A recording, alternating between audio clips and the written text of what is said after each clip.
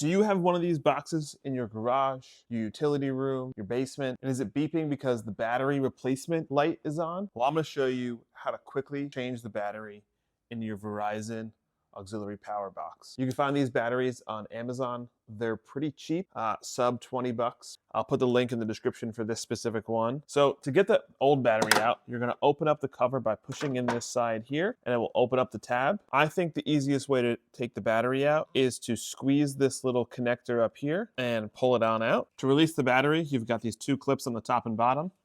So just push them up and down, and the battery will slide right out. This is my old battery. This is my new battery. So all you have to do is take these connectors off. They just slide right off. And you're gonna black to black on the new battery and red to red also on the new. You can take your old battery for recycling, and now we're gonna pop this new battery in. So we're gonna take the new battery and we're just gonna depress those two brackets, slide it right in. Then you're gonna reconnect the battery to the power box just by sliding that connector right in.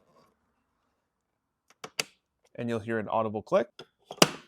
Close the door. And now we're good for another 5 or so years. If you like this video, please like, comment, and subscribe. And I'll see you guys in the next one.